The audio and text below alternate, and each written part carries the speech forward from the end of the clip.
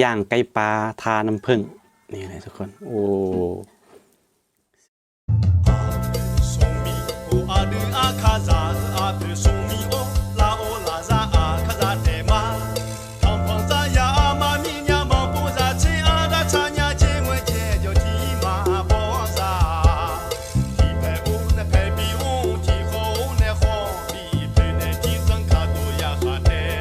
โอเคทุกคนตอนนี้เฮามาคุดอ้นกับบ่ได้เนาะเบิ่งไหมเปื่อนมดเบิ่งตีนคุดเป็นเวลาใส่เวลาเป็นประมาณ2-3 ชั่วโมงเนาะบ่ได้ซ้ำใช่ปะนี่เอาได้ตัวนี้เนาะได้ไก่ปลาตอนเช้าๆนี่เนาะเอาสิไปย่างกินออกไปเที่ยงหน้าก่อนทุกคนนี่เป็นคอมเดิมจากตอนที่แล้วโอเคเราเจอกันตอนย่างไก่ปลากินไปย่างไป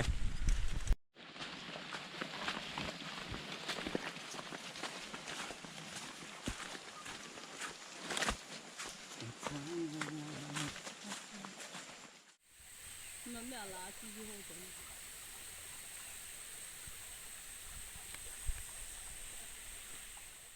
าละทุกคนตอนนี้เขาก็กลับมาถึงบ้านแล้วเนาะนี่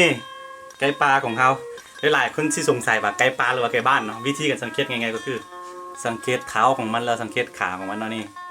แล้วก็กับเดือยของมันเนาะนี่เนาะอันนี้ตัวนี้น่าจะเป็นตัวที่เกิดปีแล้วนี่หรือว่าช่วงเดือนเกิดช่วงเดือน6 เดือน 7นี่แหละปีที่แล้วเนาะตัวน้อยๆนึงเป็นไก่ผู้เนาะ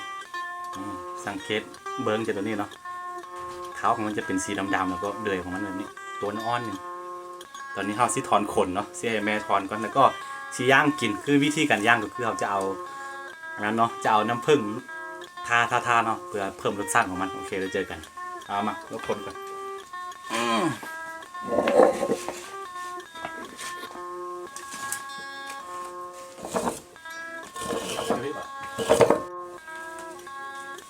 นี่ตอนนี้แม่กำลังถอนขนแล้วก็ถอนขนตัวอันยาวๆออกแล้วก็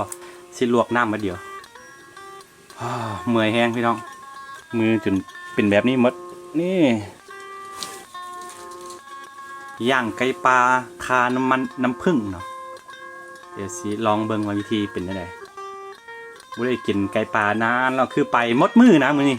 ไปได้เช้าๆเนาะหาคดอ้นก็บ่ได้ตัวไก่ปลาอย่างตัวเดียว มันมี2-3 ตัวด้วยว่าได้ตัวเดียวนี่เนาะฝนตกแดดมื้อนี้โอ้ย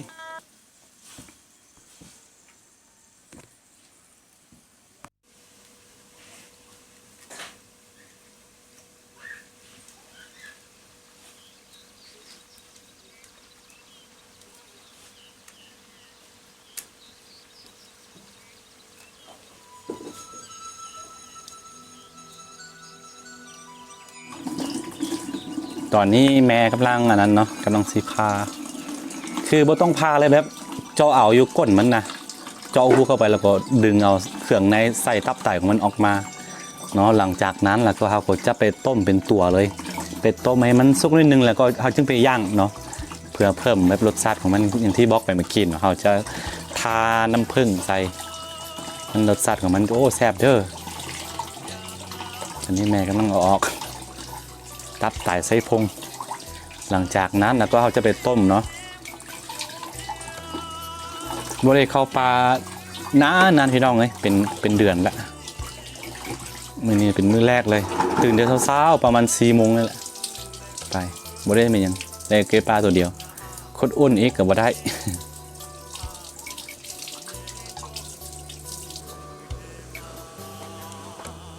เอาละทุกคนหลังจากที่เราพาท้องแล้วก็เอาตับไตของมันออกแล้วก็เราก็จะไปต้มเนาะจะต้มให้มันสุกบ่ต้องสุกปานใดก็ได้มันเดี๋ยวมันจะเปื่อยเนาะแต่ว่า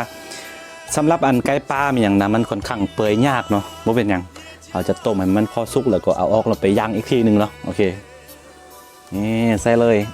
โอ้ยทุกคนบ่ได้กินไก่ปลานานละเดี๋ยวเจอกันอีกทีนึงตอนสุกมาเอาละทุกคนหลังจากที่เราใส่เวลาต้มประมาณ1 ชั่วโมงกว่าเนาะตอนนี้ไก่ปลาของเราก็สุกเป็นที่เรียบร้อยแล้วขั้นตอนต่อไปก็คือเราจะทาตัวนี้เนาะนี่เห็นปะอันนี้คือมันมีเพชรดิบแล้วก็หัวซีไคหรือว่านี่ยังก็ภาษาไทยก็เอิ้นมาตะไคร้เนาะตะไคร้แล้วก็ป่นน้ำมันนะนี่ อันนี้คือป่นน้ำมันแล้วก็ตะไคร้แล้วก็มีเกลือแป้งนัวป่นเนาะเดี๋ยวนี้เนาะหาจุดเจ้าตัวนี้ทาหลังจากนั้นแล้วก็ไปย่างนิดนึงแล้วก็เอาเจ้าตัวนี้ทานี่คือน้ำผึ้งเดือน5เนาะน้ำผึ้งสดๆเลยนี่โอเคขั้นตอนต่อไปก็คือเราจะทาตัวนี้ก่อนทุกคนทาหมักเพชรแล้วก็ตักอันนั้นหัวซีไคร้หรือว่าตะไคร้ภาษาไทยขออภัยนิดนึงว่ามือเปื้อนเนาะเพราะว่าเขาไปคุดอ้นหามานะทุกคนอันนี้คือสูตรโบราณเลยสูตรย่างไก่ปลาโบราณนะทุกคนทาแล้วก็ทาอันไหนบ่หมดแล้วก็ยัดเข้าไปข้างในของมันนี่โอ้น่ากินเสื้อเปื้อนมดเปื้อนดินทุกคน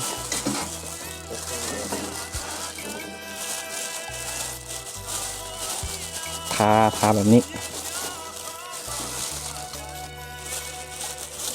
ยัดเข้าไปในหลายๆรสนี่คือเขาผสมเลยเนาะตัวนี้คือผสมหลายๆอย่างนี่ทุกคน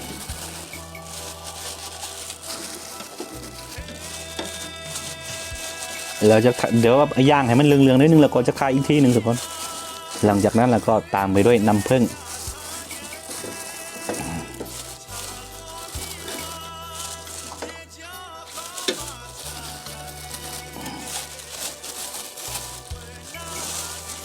ขั้นตอนต่อไปก็คือเราจะเอาไม้ใส่เลยนี่นะทุกคน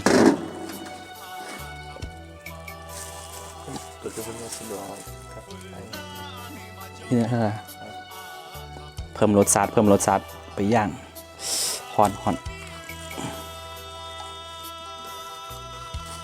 นี่แบบนี้ทุกคนแล้วก็เอาอันนั้นเอาตอกมัดไว้ที่เนาะแล้วก็ไปย่างเลยนี่ทุกคนโอ้น่ากินพี่น้องเลยบ่ได้กินไก่ปลาโดนนี่อันนี้กินได้เลย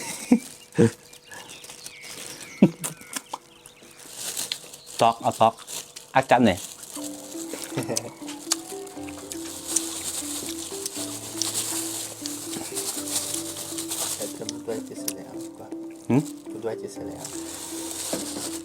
จะมีภาษาอาขาปนนะทุกคนภาษาอาขาภาษาแม่เอาอันนี้ออก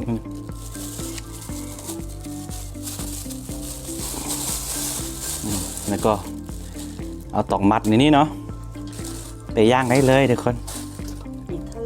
นี่คือสูตรสไตล์โบราณเนาะสูตรย่างไก่ปลาสไตล์โบราณนี่นะทุกคน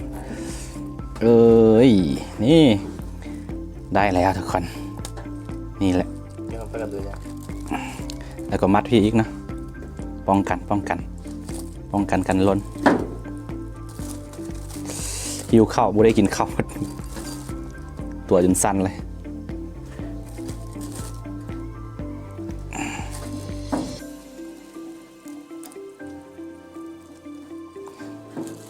เรียบร้อยทุกคนขั้นตอนต่อไปก็คือเราจะไปย่างมันเนาะให้มันเหลืองๆแล้วกินโอเคได้เจอกัน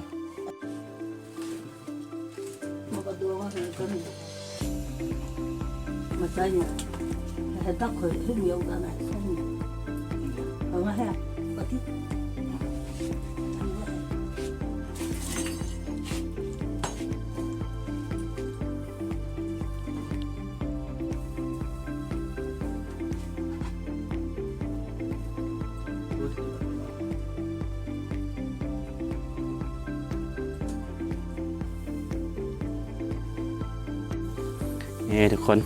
ตอนนี้ครับก็ทาน้ำผึ้งแล้วเนาะนี่แหละน่ากินไหมโอ้นี่เห็นบ่ถ้าผู้ใดบ่เคยลองกินแบบสูตรแบบนี้เนาะลองไปลองบนคันมีน้ำผึ้งเนาะเอาน้ำผึ้งทาไก่ปลาแล้วไปย่างกินเฮ็ดให้เฮาเป็นไก่เป็นยาสมุนไพรชนิดนึงเนาะเฮ็ดให้เฮาอายุยืนมีความเสื่อแบบนี้ชาวจีนชาวอาคาเนาะโลเห็นบ่โอ้ตอนนี้ให้จะทาแล้วก็ย่างให้มันอีกทีหนึ่งย่างให้มันเหลืองๆแล้วก็จึงกินเนาะ ที่จริงมันสุกแล้วแหละเพราะว่าเอาไปต้มเลยเด้อัลโหลพี่น้องน่ากินเว้ย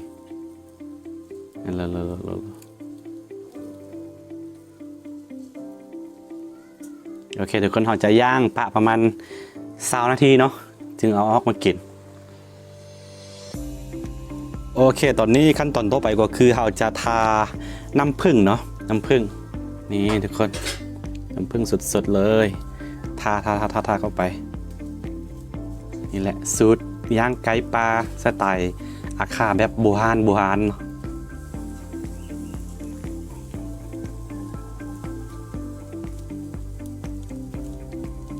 โอ้น่ากินเว้ยอ่ะโล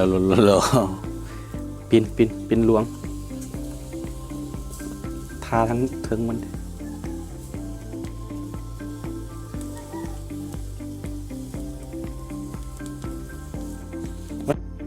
แล้วทุกคนตอนนี้มันใกล้จะสุกแล้วแหละนี่อัลโหลเห็นป่ะเย่สุดยอดเว้ยรอแป๊บ5 นาทีสิกินแล้วทุกคนนี่แหละของดีต้องใช้เวลา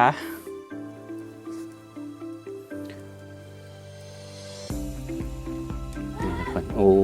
ไหม้ได้หนึ่งแล้ว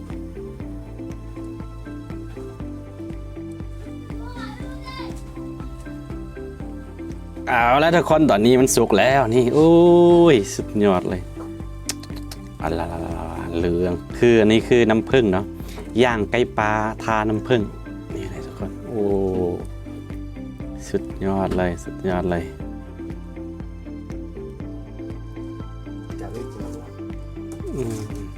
บ่พอน้ำผึ้งนิดนึงเพราะเขาทาน้อยพอ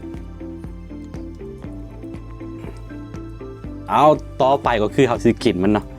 สุดยอดเอาแล้วทุกคนตอนนี้เราซื้อกินข้าวกับอาม่าเนาะกินย่างไก่ปลาทานน้ำผึ้งนี่ทุกคนอัลโหลสุดยอดคืนนี้ลองชิมให้อาม่าชิมกันอาม่าชิมชิมกันสุดยอดเลยพี่น้องเอ้ยนานๆทีได้กินนี่คือเมียอร่อยเด้อเนี่ยโอ้แขนคอแล้วลองชิมคำแรกก่อนแม่มาแซ่บเพราะว่าทาน้ำผึ้งเหมือนไงทุกคนลองชิมกัน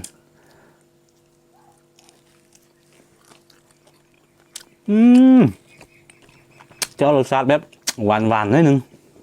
สุดยอดสุดยอด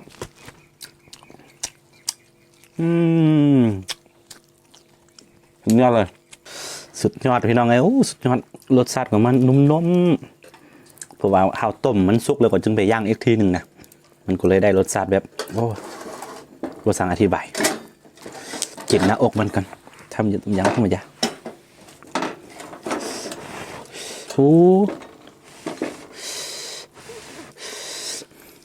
ลองที่กินตัวนี้ซิมกันสุดยอดทุกคนออกหวานๆนิดนึงทุกคน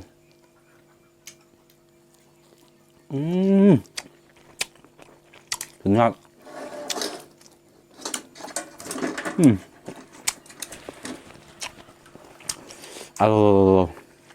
แซ่บเกินขึ้นอ่ะ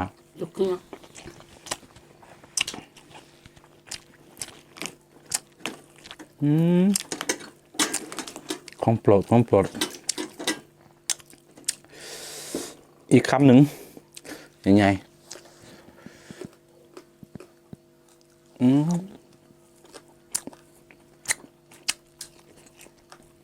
งอดเพื่อ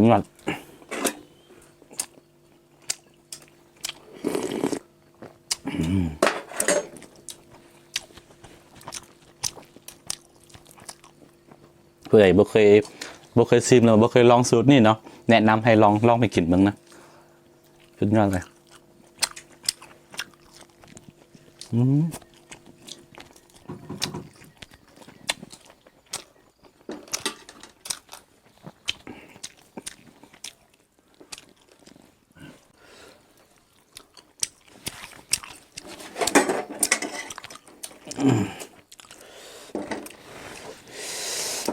เนาะเสื้อเปื้อนนิดนึงเพราะว่าเมื่อกี้เราไปคุดอ้นแล้วก็ติดดินมัดเนาะเมื่อวานกัน คนอันนี้แหละแห้งแซ่บมาซิมเดี๋ยวสิโอ้ฝนตกมาแล้วทุกคนโอเคทุกคนสำหรับคลิปนี้ก็สิมีประมาณนี้เนาะคันผู้ใดมักแล้วก็อย่าลืมกดไลค์กดติดตาม2อาคาน้อยเนาะเพื่อบ่ได้พลาดวิดีโอใหม่ๆจากอัน2อาคาน้อยเนาะแล้วไว้เจอกันใหม่ในคลิปหน้าสำหรับคลิปนี้ไปก่อนทุกคนสบายดีกินข้าวกัน